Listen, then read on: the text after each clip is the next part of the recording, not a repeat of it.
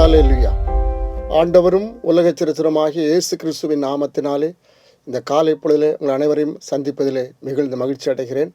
குறிப்பாக இந்த நாளிலும் இந்த ஆன்லைன் பிரேயர் வாயிலாக ஹோம்லி சண்டே இந்த மீட்டிங் நடத்துவதற்கு தேவன் கொடுத்த சிலாக்கியத்திற்கு தேவாதி தேவனுக்கு நன்றிகளை ஏறெடுக்கிறேன். யாவரும் தலைகளை தாழ்த்தி ஜெபிப்போமாக. ஆசீர்வாதத்தின் ஊற்றும் உறைவிடமாய் இருக்கிற எங்கள் அன்பின் பரலோக பிதாவே, இது ஆசீர்வதிக்கப்பட்ட நல்ல வேலைக்காய் உமக்கு நன்றி ஏசப்பா. இந்த நாளிலும் அருமையான தகப்பனே, எங்களுடைய பணகுடி படைத்தளத்தின் சார்பாக எங்களுக்கு கொடுக்கப்பட்ட இந்த பாகத்தை நடத்துவதற்கு என் தேவன் கொடுத்த கிருபைக்காய் நன்றி. ஆண்டவரே, இந்த நாளிலும் இந்த ஹோம்லி சண்டே நியாயம் நடத்துவதற்கு என் தேவன் கொடுத்த கிருபைக்காய் நன்றி. ஆண்டவரை எங்களை அழைத்து கொண்டிருந்தீர், நன்றி. இப்பொழுதும் பாகம் எடுக்கிற பிள்ளைகள் அனைவரும் உடைய கருத்தை ஒப்புக்கொடுக்கிறேன். இதை பார்க்கிற, இதை நேசிக்கிற அனைத்து பிள்ளைகளோடும் உடைய கிருபை தங்கட்டும். ஆசீர்வதிங்க. எல்லா துதியும் கன மகிமை அப்பா ஒருவருக்கே செலுத்துகிறேன். இயேசுவின் நாமத்தில் பிதாவே, ஆமென்.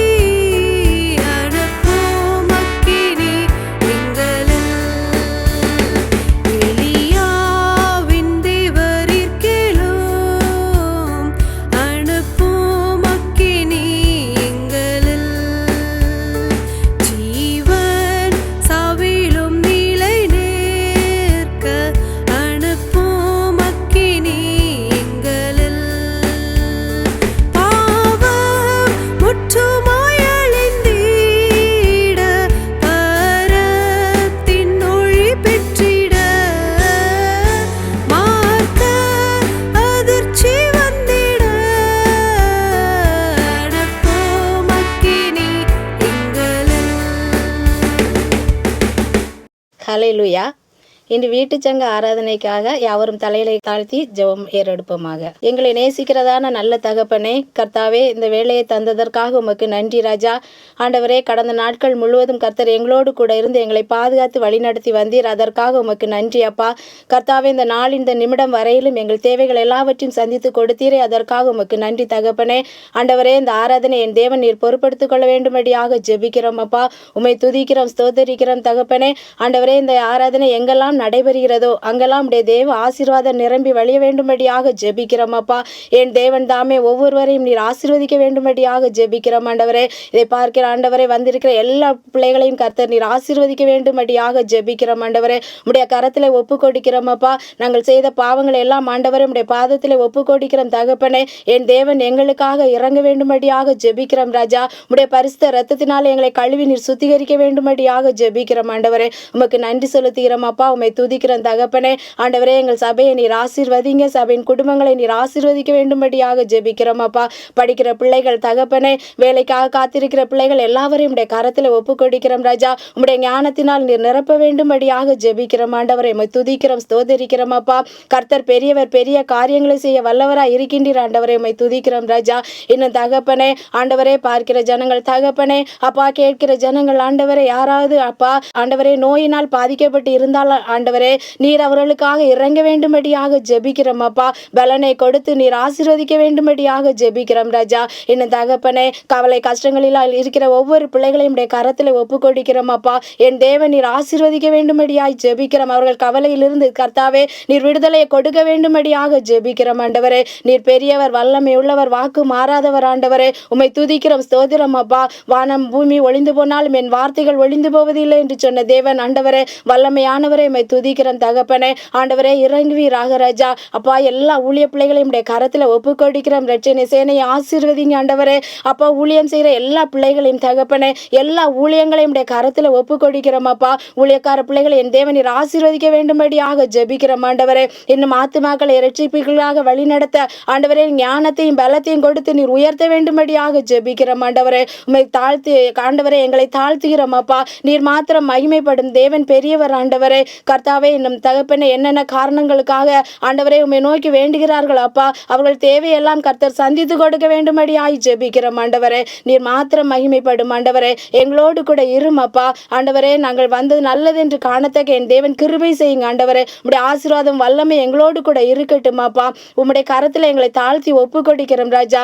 நீர் மாத்திரம் மகிமைப்படும். அன்பான இயேசுவின் நாமத்தில் கேட்கிறோம் ஜீவனுள்ள பிதாவே. பரமண்டலங்களில் இருக்கிற எங்கள் பிதாவே, உம்முடைய நாமம் பரிசுத்தப்படுவதாக, உம்முடைய ராஜ்யம் வருவதாக, உம்முடைய சித்தம் பரமண்டலத்திலே செய்யப்படுகிறது போல பூமியிலேயும் செய்யப்படுவதாக. எங்களுக்கு வேண்டிய ஆகாரத்தை இன்று எங்களுக்கு தாரும். எங்கள் கடனாளிகளுக்கு நாங்கள் மன்னிக்கிறது போல எங்கள் கடன்களை எங்களுக்கு மன்னியும். எங்களை சோதனைக்குட்பட பண்ணாமல் தீமை நின்று ரட்சித்துக் கொள்ளும்.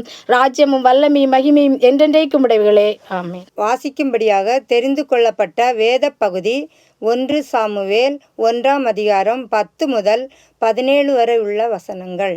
அவள் போய் மனங்கசந்து மிகவும் அழுது கர்த்தரை நோக்கி விண்ணப்பம் பண்ணி, சேனைகளின் கர்த்தாவே, தேவரீர் உம்முடைய அடியாளின் சிறுமையை கண்ணோக்கி பார்த்து உம்முடைய அடியாளை மறவாமல் நினைந்தருளி உமது அடியாளுக்கு ஒரு ஆண் பிள்ளையை கொடுத்தால் அவள் உயிரோடு இருக்கும் சகல நாளும் நான் அவனை கர்த்தருக்கு ஒப்பு கொடுப்பேன். அவன் தலையின் மேல் சவரன் கத்தி படுவதில்லை என்றும் ஒரு பொருத்தனை பண்ணினாள். அவள் கர்த்தருடைய சன்னதியில் வெகு நேரம் விண்ணப்பம் பண்ணுகிற போது ஏலி அவள் வாயை கவனித்து கொண்டிருந்தான். அவளுக்கு அன்னாள் தன் இருதயத்திலே பேசினாள். அவளுடைய உதடுகள் மாத்திரம் அசைந்தது. அவள் சத்தம் கேட்கப்படவில்லை. ஆகையால் அவள் வெறித்திருக்கிறாள் என்று ஏலி நினைத்து அவளை நோக்கி, நீ எதுவரைக்கும் வெறித்திருப்பாய்? உன் குடியை உன்னை விட்டு விலக்கு என்றாள். அதற்கு அன்னாள் பிரதியுத்தரமாக, அப்படியல்ல என் ஆண்டவனே, நான் மனம் கிளேசமுள்ள ஸ்திரீ. நான் திராட்சரசமாகிலும் மதுவாகிலும் குடிக்கவில்லை. நான் கர்த்தருடைய சந்நிதியில் என் இருதயத்தை ஊற்றிவிட்டேன். உம்முடைய அடியாளை பேலியாளின் மகளாக எண்ணாதேயும். மிகுதியான விசாரத்தினாலும் கிளேசத்தினாலும் இந்நேரம் மட்டும் விண்ணப்பம் பண்ணினேன் என்றாள். அதற்கு ஏலி சமாதானத்துடனே, போ, நீ இஸ்ரவேலின் தேவனிடத்தில் கேட்கும் உன் விண்ணப்பத்தின்படி அவர் உனக்கு கட்டளையிடுவாராக என்றான். தேவன் தாமே இந்த வார்த்தையின் மூலம் நாம் ஒவ்வொருவரையும் ஆசீர்வதிப்பாராக. கர்த்தருக்கு ஸ்தோத்திரம். என்னை இந்த இடத்தில் சாட்சியாக நிறுத்தின என் தேவாதி தேவனுக்கு நன்றியை தெரிவித்துக் கொள்கிறேன். நான் பணக்குடி படைஸ்தலத்தை சார்ந்தவள். என் பெயர் மலர். எனக்கு 2 பிள்ளைகள் உண்டு. மூத்த பிள்ளை பெண் பிள்ளை. CBHல் BSc நர்சிங் படித்து கொண்டிருந்தாள். கர்த்தர் 2022ஆம் ஆண்டில் என்னுடைய கணவரார் மரித்து விட்டார். இதன் மூலம் பிள்ளை மும்பை பட்டணத்தில் 2 வருடங்களாக வேலை பார்த்து கொண்டு வந்தாள். அந்த வருமானம் எனக்கு போதாதபடியினால் பிள்ளையை வெளிநாட்டு செல்வதற்காக நாங்கள் கடந்து சென்றோம். பிள்ளைக்கு அங்கே டெஸ்ட் எடுக்கும்போது இதயத்தில் ஒரு ஓட்டை ஏற்பட்டிருந்தது. இந்த ஓட்டையின் நிமித்தமாக பிள்ளை வெளிநாட்டுக்கு செல்ல முடியாமல் இருப்பதை கர்த்தர் நாங்கள் தெரிந்து கொண்டோம். இதன் பிற்பாடாக கர்த்தர் நாங்கள் ஜெபித்தோம். நல்லதொரு விடுதலையை கர்த்தர் எங்களுக்கு தந்தால் அந்த ஓட்டை இல்லாதபடியாக கர்த்தர் எங்களுக்கு மாற்றி கொடுத்தார். 2வதும் மறுபடியுமாக சவுதிக்கு செல்வதற்காக சென்றிருந்தோம். அங்கேயும் நல்லது ஒரு எக்ஸாம் எழுதினால் பிள்ளையை இன்றைக்கு கர்த்தர் அந்த வெளிநாட்டு செல்வதற்கான வழிவாசல்களை திறந்து கொடுத்தார். கடன் பிரச்சனைகள் உண்டும். இந்த கடத்தை அடைப்பதற்கு பிள்ளையின் மூலம் கர்த்தர் பெரிய உதவிகளை எங்களுக்கு செய்தார். இதன் நிமித்தமாக நாங்கள் சந்தோஷம் அடைகிறோம். கர்த்தர் பெரிய காரியங்களை எங்களுக்கு செய்து கொண்டிருக்கிறார். கவலைப்படாதே, நான் உன்னோடு கூட இருப்பேன் என்ற வசனத்தின்படி கர்த்தர் என்னையும் என் குடும்பத்தையும் இன்று சாட்சியாக நிறுத்தியுள்ளார். எனக்கு இன்னொரு பையன் உண்டும். பையனும் தற்போது குஜராத்தில் வேலை செய்து கொண்டிருக்கிறான். கர்த்தர் என்னையும் என் குடும்பத்தையும் அதிகமாக ஆசீர்வதித்து வருகிறார். எண்ணிப்பார், நீ பெற்ற பாக்கியங்கள். கர்த்தர் செய்த யாவும் வியப்பை தரும். இந்த வசனத்திற்கு ஏற்ப கர்த்தர் எங்களையும் என்னையும் என் குடும்பத்தையும் நடத்தி வருகிறார். ஆமேன். இந்த சாட்சியின் மூலம் ஒவ்வொருவரையும் ஆசீர்வதிப்பாராக.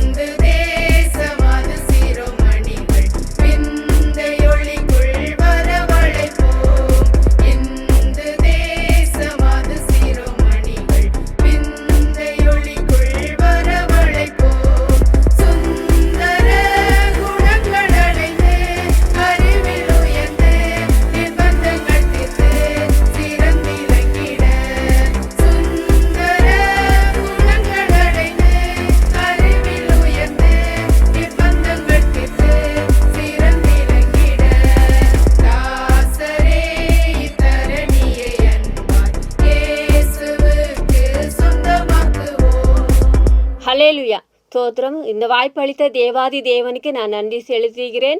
இப்பொழுது வீட்டு சங்க ஞாயிறு சத்தியத்துக்கு நேராக இப்பொழுது நம்ம கடந்து செல்ல போகிறோம்.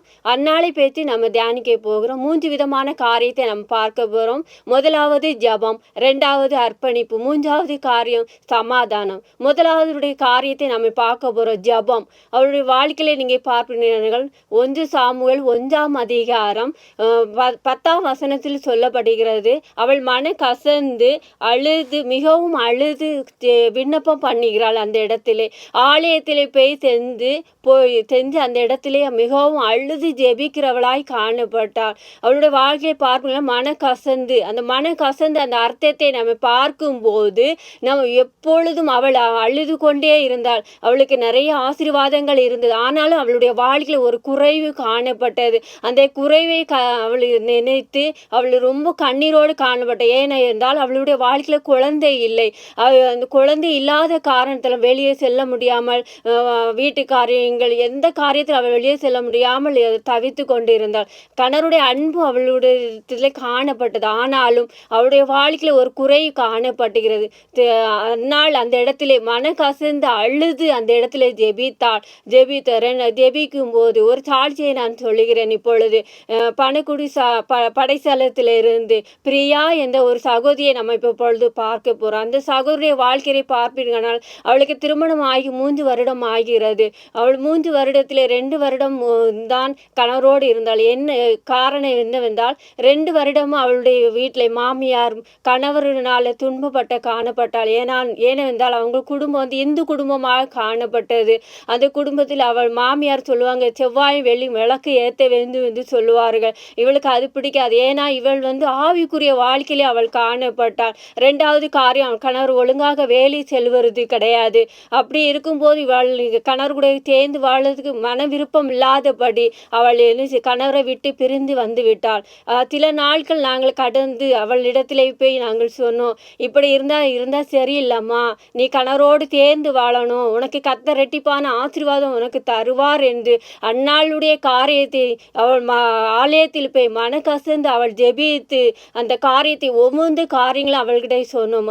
அவள் அதை ஏற்றுக்கொண்டு அவங்க வீட்டுக்கு போய் நாங்கள் குடும்பமாக ஆலயத்தில் இருக்கிற பெண்கள் எல்லாரும் சேர்ந்து நாங்கள் ஜெபித்து அவளுக்காக ஜெபித்து கடந்து வந்தோம். அவள்கிட்ட நாங்கள் சொன்ன ஒரே ஒரு வார்த்தை, நீ உன் கணவரை அழைத்து நீ ஆலயத்தை கூட்டிட்டு வாமா என்று நாங்கள் சொன்னோம். அதே மாதிரி அந்த வாரத்திலே அவள் என்ன செய்த, ஆலயத்துக்கு கூட்டி வந்து நாங்கள் சபையார் எல்லாரும் சேர்ந்து அவளுக்காக அவங்க குடும்பத்துக்காக நாங்கள் ஜெபித்தோம். அவள் கர்த்தருடைய சன்னிதானத்தில் மனசாப மேடையில் வந்து அவள் ஜெபித்தது கர்த்தர் அவளுடைய வாழ்க்கையில் இரட்டத்தனையான ஆசீர்வாதத்தை கொடுத்தாள். ஏனென்றால் அவளுக்கு கணவரை பிரிந்து வாழ்ந்தாள். 2வது அவள் குழந்தை இல்லாதவளாய் காணப்பட்டாள். அவளுடைய வாழ்க்கையில் இரட்டத்தனையான ஆசீர்வாதத்தை கணவரோடு சேர்ந்து வாழும்படியாகவும் அவளுக்கு இப்பொழுது 3 மாத குழந்தையும் கர்த்தர் என்ன கொடுத்தார். அவளும் மன கசந்து வேதனையோடு வெளியே செல்ல முடியாமல் காணப்பட்டாள். அந்நாளை போல அதே போல நம்முடைய வாழ்க்கை இந்த செய்தி மூலம் நீங்க கேட்கிற ஒவ்வொருவரையும் இந்த இடத்துல நீங்க அந்நாளை போல நீங்க காணப்படுவீர்கள். ஆனால் கர்த்தர் நிச்சயமாய் நீங்க ஆலயத்தில் வந்து கண்ணீர் விட்டு நீங்க மன கசந்து மனசாப மேடையில் நீங்க ஜெபிக்கும் போது நிச்சயமாய் கர்த்தர் உங்களுக்கு அற்புதம் செய்வார். 2வது காரியத்தை நம்ம பார்க்க போறோம், அர்ப்பணிப்பு என்ற காரியத்தை நம்ம பார்க்க போறோம். 1 சாமுவேல் 1ஆம் அதிகாரம் 11வது வசனத்துல சொல்லப்படுகிறது. அவ எப்படி ஜெபிக்கிறாள் நம்ம பார்ப்போம். சேனைகளின் கர்த்தாவே தேவனீர் உம்முடைய அடியாளின் திருமையை கண்ணோக்கி பார்த்து உமது அடியாளை மறவாமல் நினைத்தரலே. அதை பாருங்க, அவன் முதலாவது கர்த்தரை மகிமைப்படும் சேனைகளின் கர்த்தாவேன்னு சொல்லுகிறார். 2வது காரியம் நம்ம பார்க்கும்போது அவளை தாழ்மைப்படுத்துகிறார், அவளை தாழ்த்துகிறார், கர்த்தரிடத்துல ஒப்பு கொடுக்கிறார், அர்ப்பணிப்பாய் காணப்படுகிறார். அந்த இடத்துல அவள் அந்த கண்ணீரோடு ஜெபிக்கும் போதும் அவள் அந்த இடத்துல தாழ்மைப்படுத்த அவளை வெறுமை என்று அந்த இடத்துல காணப்படுகிறாள். அவள் அந்த இடத்துல ஒரு பொருத்தனையோடு ஜெபிக்கிறாள். எனக்கு ஒரு ஆண் குழந்தையை கொடுத்தார், நான் உயிரோடு அவன் உயிரோடு இருக்கும் நாளெல்லாம் ஆலயத்துக்காக ஒப்பு கொடுப்பேன் என்று அந்த இடத்துல அவள் ஒப்பு கொடுத்தாள். பிரியமான பிள்ளைகளை, நம்மளும் நம்முடைய வாழ்க்கையிலும் சரி, நம்ம குடும்ப காரியத்தில் எந்த காரியத்தில் இருந்தாலும் சரி, கர்த்தர் நம்ம குடும்பத்தை நம்ம ஒப்பு கொடுத்து நம்முடைய வாழ்க்கையில தாழ்மை எந்த குணம் நம்முடைய உள்ளத்துல இருக்க வேண்டும். நிறைய பேருடைய வாழ்க்கை நம்ம ஆலயத்துக்கு போகிறோம் வருகிறோம் அப்படிதான் நம்ம பார்க்கணும். நம்ம ஆலயத்தில் போகும்போது மன கசந்து கசந்து நம்ம அழுது நம்ம ஜெபிக்கும் போது நிச்சயமா கர்த்தர் என்ன செய்வார்? அவங்களுக்கு அற்புதம் செய்தது போல, அன்னாளுக்கு அற்புதம் செய்தது போல உங்களுக்கும் கர்த்தர் அற்புதம் செய்வார். மூன்றாவது காரியத்தை நம்ம பார்க்க போறோம், சமாதானம். சமாதானம் என்பது அவருடைய நிறையவருடைய வாழ்க்கையில, நம்மளுடைய வாழ்க்கையில சமாதானம் இன்றி நம்ம வாழுகிறோம். கணவர் மனைவி பிரிஞ்சு நம்ம வாழுகிறோம், குழந்தை இல்லாமல் இருந்து வாழுகிறோம், கடன் பிரச்சனைகளால் வாழுகிறோம், பலவிதமான பிரச்சனையோடு நம்ம என்ன செய்வோம்? சமாதானம் இன்றி வாழ்ந்து கொண்டிருக்கோம். ஆனால் அந்நாளே நம்ம பார்ப்போம். ஆனால் அவள் ஆலயத்தில் போகும்போது முதலாவது அழுது கொண்டு அவள் போனாள். இரண்டாவது காரை பார்க்கும்போது அர்ப்பணித்து தாழ்மைப்படுத்தி காணப்படுகிறாள். மூன்றாவது நம்ம பார்ப்போம், அவள் வெளியே வரும்போது சமாதானத்தோடு அந்த இடத்திலே அவள் கடந்து வந்தாள்.